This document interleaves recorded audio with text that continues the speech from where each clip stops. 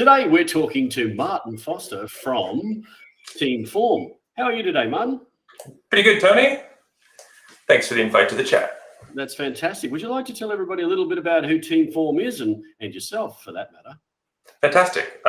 Team Form, we're a relatively new company in the space. We build a tool that helps you understand your teams and plan for them. And I guess I'm in the consultancy space. I help our customers adopt the tool, but also help them out with their transformation programs. So they want to change the way they work. Usually a pretty big driver behind there because they see obstacles in their current organizational structure with handoffs or whatnot. So yeah, we're adopting an agile transformation, going to have ourselves a parallel structure with teams. And Team Form is one of the few tools that we know out there that helps you plan these teams, put them together, communicate them. And I guess that clicks in quite nicely to the whole agility world and how your teams are working remotely or hybrid. Yeah, that's us. And hence why we're talking to you today on all the remote things. So the other thing, Martin, that you and I are talking about is it's not just talking about Team Form itself. You're well involved with the Business Agility Institute, and from what I understand, talking to you with the Business Agility Institute, you got involved because of your data analysis bent with the organization, right? That's correct. So a lot of what we do with teams or organizations, you have to come in, or our bent when we come to consulting is to have the conversation with the people, but back it with good data, which has led us through a nice happenstance conversation 4 years ago now, to work with the Business Agility Institute on their annual Business Agility Report. So this is the 4th year running, and yeah, some really nice findings there that have been that we can talk through for the next little bit. Yeah, I think that would be good for us to have a chat through this because they sort of blend into what your organisation does, and talks a lot to what my organisation does and the things that we're all passionate about in the remote world. So what are some of the clear themes that came out of that? So this year, the main highlights for us is that there's 3 key predictors of business agility that have survived in the report. So this is really neat from a stats standpoint. So we've surveyed over 300 individuals, 250 organizations at a global scale. About half of those organizations are over 1,000 people in size. So it's quite a nice spread of data, if you will. The breadth of data is fantastic. And across that, for now the 3 years running that we've been looking at this, there's been some factors. So the survey looks at domains or specific areas of business agility, how you're structured, where your focus is with your leadership against your customers, the work you're doing, that sort of thing. And across those, I guess we found that the organizations that have rated themselves quite highly on their agility, there tends to be this pattern. And these 3 key predictors have come out that those organizations have a very strong cultural push for relentless improvement. They're organized along value streams, so not just by business silo or business unit, if you will. And they have a decent solution in place for adaptive funding. So they know how to quickly route money to when they've got something that's important to the organization, but just as much, they know how to turn the tap off. So they know how to stop work in order to work on the higher priority things. Yeah, and it's really great in the data that's just come out year after year. In the sort of study that this is, I guess that's the gold standard findings. So we're very happy about that. Yeah, that's really interesting. And the point to make there too, this is really a global survey. Right? It's not just an isolated pocket or one that Team Form's done. This is the Business Agility Institute surveying right across the world. So. Yeah, absolutely. It's a big community endeavor, and it's one of those parts of the year I really look forward to. It's just sort of give a little bit back to the community, learn from them. We spend so much time learning from each other. It's nice to provide a little slice or help with a little slice of it. Yeah, and it might be good to dig into a couple of those results that we were talking about. So I think, one of those you were talking about was the remote and the tools and some of the survey stuff on COVID itself. Cool. Yeah, so to give a bit of context of where we're going with this is the Business Agility Report is based on one large survey that people answer. But this year, we decided to throw a smaller survey to a subset of the respondents, specifically asking about how COVID impacted them, where they see the world going afterwards. Because it's something that was starting to come out in the comments last year. There's some free form text, and we really wanted to dig into there a little bit more. And I guess as we ask organizations, so how did you first adapt? Like how did that first hit last year come through? There was some really interesting stuff that the clarity on what was most important to organizations just finally came through, right? Where people said, for years, we've been trying to set up an effective, like, remote working setup for people so that they could spend a day at home, but it was just going really slowly. Boom, within days, they were able to accomplish what had been previously thrown down in months, while still getting the governance and parts through, because a lot of the organization was now focused on what was the most important thing. They were trying to balance, like, juggle 100 different balls at the same time. And then I guess we also asked it, so from a lot of the world, I guess the effect of the pandemic is winding down as people are getting vaccinated. We're sort of wondering, what's this new normal that we're walking into? And that was a really interesting set of feedback there, was that people saw the effect of the pandemic had basically accelerated the incentive to, like, transform, look at the way you were working, regardless of how your organization was set up. There was an urgency, like a renewed urgency in funding behind that transformation. And I guess no one believed it was going to snap back to 2019 normal, right? Like there was this understanding that things had probably permanently changed. We have to deal with faster paces of changes in the market, which we're seeing right now with availability of staff and just how quickly companies, like, even faster, I guess, creative destruction, if you will. And a specific call out was made, like it just came out often and loud in the comments, that it was really important, I guess, to solve remote work, to facilitate that, because that had some very strong tie-ins to employee satisfaction, right? Make this work well. So both as process, but supported by the right amount of tools. So that's, I guess, based on the information we have now, is something we can look forward to in the new 2022 and forward normal that's come out of the business agility report work. Yeah, it's very interesting. That correlates with a lot of the work we've been done, because, I mean, as you and I were talking about previous to this, a lot of these problems aren't new. We've been tackling them for some time. What's happened now, though, is that move into remote and hybrid via the lightning rod moment of COVID has just exacerbated all of these problems, and now the need is to actually address them a lot more, because we've moved into that real, it's that expediency and that urgency now, because of the volatile environment we're in. I think, you were talking about that as well, that there was a very big theme there about the volatility. Absolutely. So just as part of the demographic setting for the survey, we ask people, what's the industry that you're working in? And then what's your perception of the volatility of this industry? And in the past, there'd always been some industries, like, government, public service, right, as a key example, that said, yeah, we're completely predictable. We know what we're doing. It's not volatile at all. 2021 comes along, because last year we still had a few of those stragglers, collected on, I guess, before the pandemic started, that data set. 2021 comes along, nobody, like no industry, answered that the world was predictable and well understood, right? Even the governmental stuff, they've had to deal with so much so fast. I guess volatile is here to stay. Yes, I don't think that's going to change, and I think it's organisations like yourself and AF are looking at that challenge and trying to help organisations. So I think that brings us to a good truncation point in talking a little bit, and flipping over to thinking about what Team Form does, and the tools that you have at your disposal, how that folds into some of the challenges that you've been talking about. Did you want to talk about that a little bit? Yeah, absolutely. I really like the way, I guess, remote agility framework, has a baked-in part of, like, make sure you have really strong tools to help support your remote work, right? Because you can't be next to people physically.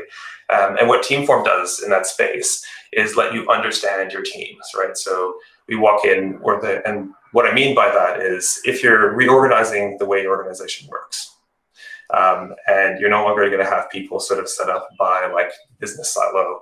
You're going to instead have cross-functional teams from, people from, I'm going to call it the business, marketing, legal, working along with, engineers putting together a product. You could build cross-functional teams out of this. That you need to understand who those teams are going to be and how they're going to work together aligned to your own products. And Teamform allows you to do that, which was historically, and everything else we've seen in the market is just people doing spreadsheets. Like, they'll have a few teams well understood in one area, but it rarely goes through divisional boundaries, if you will. But to get a really nice flow working through your organization, to be aligned to value streams, you need to understand all those teams and the groupings above them and how they work. And if you're a large enough organization, the groupings above that, what they're aligned to, what their objectives are, and that's what Teamform helps to solve. Plan the teams, align them to the key bits of work. It helps to solve, personnel forecasting, like, okay, 6 months down the road, because I know I need a while to recruit and retrain depending on where the organization is going. I still need to do a little bit of planning, but then also to be able to tie that planning to what the top 3 objectives of the organization are. So it's a whole system of work. It's and it's specialized. It's something that human resource management systems just don't do right now, because that's not what they're thinking of. To give you that lens of the teams, what they're working on, and the priority of that work, and a little bit behind funding. So.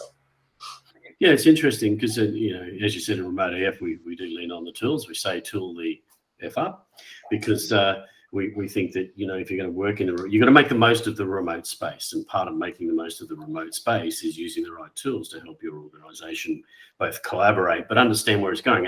And in our pillars of governance, one of the very clear pillars of the governance is information. And it's that information flow that underpins the ability to create transparency, to make those expedient leader decisions, and even to allow your system of work to have flow.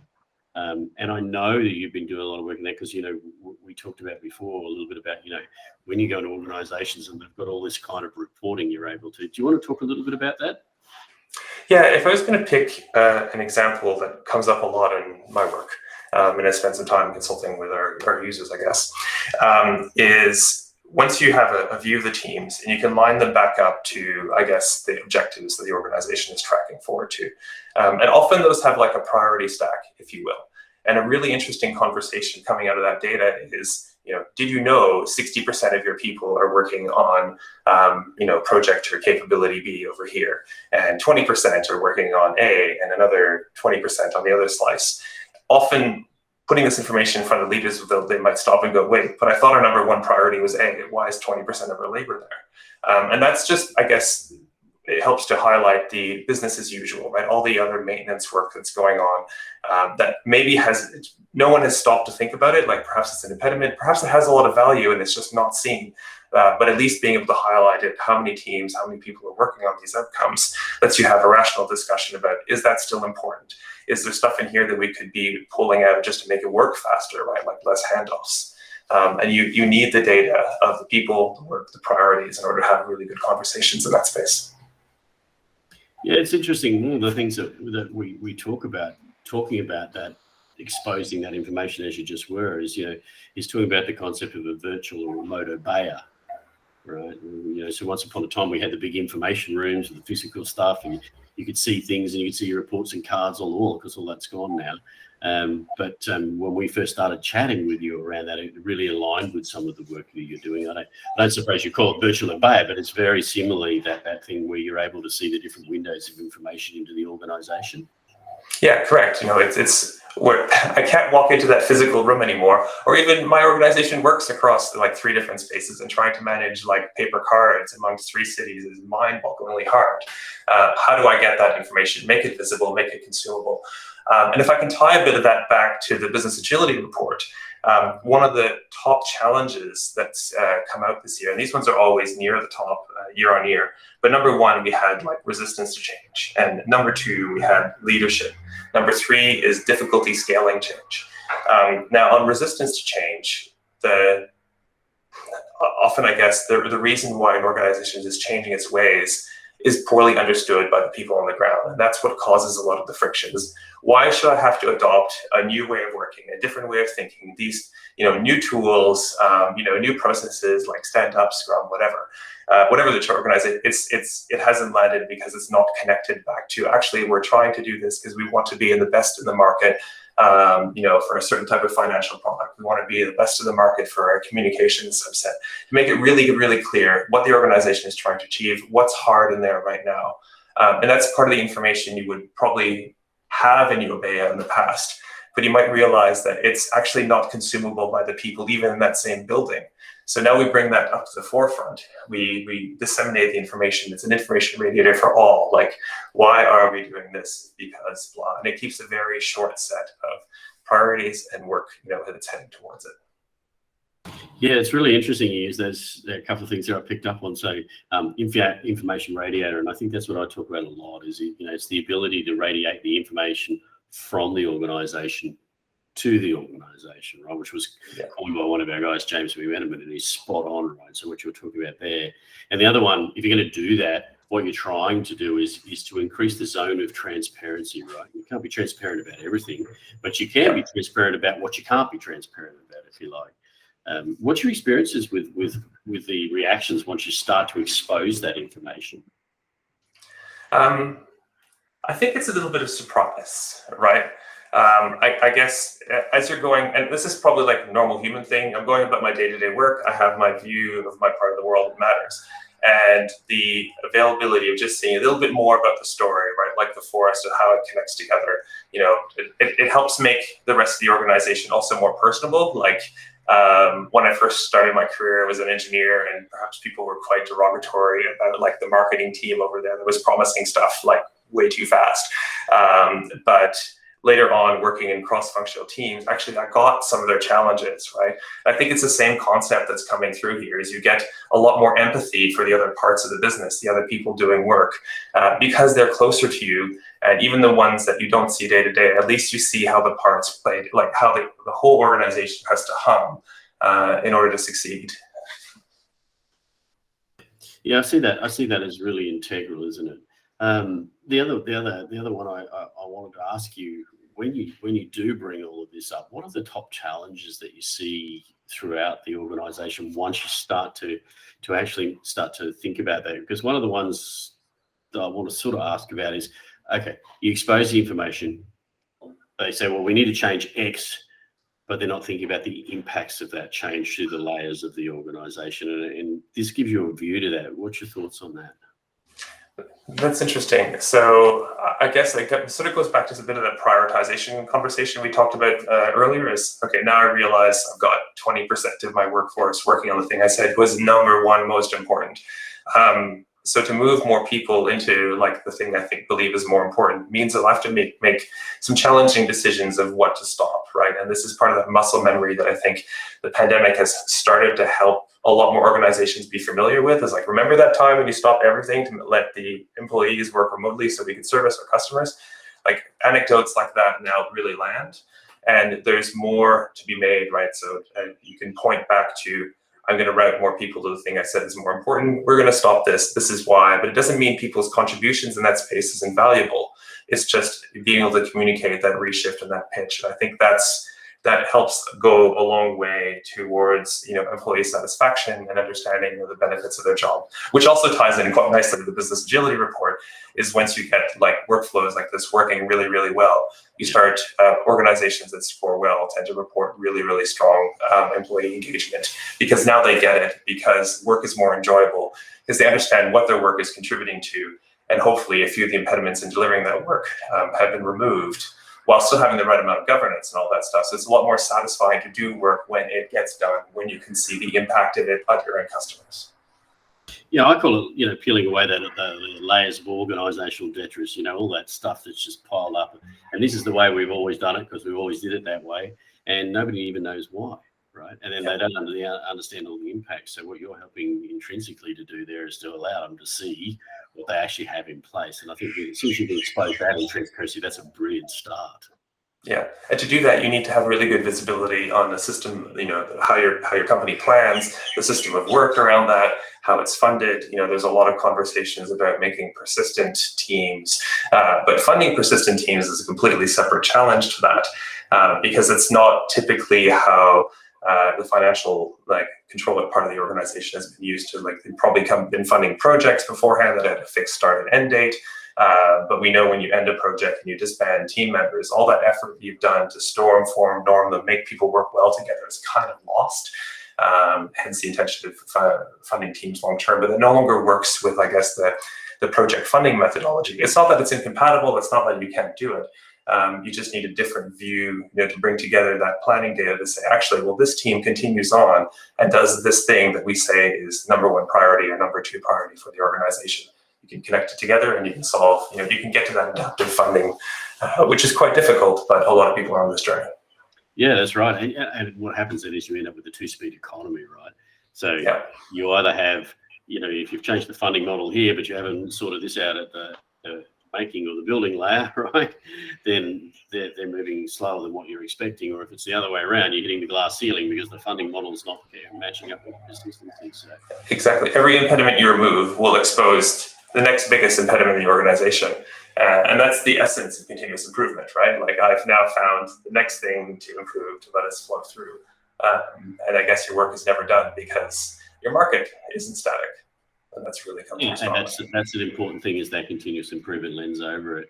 And I think that brings me to probably, we're getting close on time, but one of the things about that continuous improvement is you have to, we talk about having the right information dynamically to be able to make those decisions expediently to continue that continuous improvement in the right vein.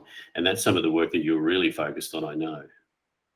Absolutely. So it kicks in really well with this virtual Obeya, but at the end of the day, you probably have organizations probably have some sort of cycle in which the work is reviewed, right? Let it be a couple of weeks sprint, or once a month, just sort of getting back together and saying, right, so what have we accomplished? What are we looking for next? To have really good conversations at that monthly level, at that quarterly level, at that annual level, where you're sort of re-steering the ship and looking forward between your different horizons. You need to have known what you've accomplished, and again, what that next level of impediment is to improve your organization, but also, are we still heading the ship in the right direction? Do we have the people working on the right things to facilitate us? And if it's tens of thousands of people, it's a very different kettle of fish.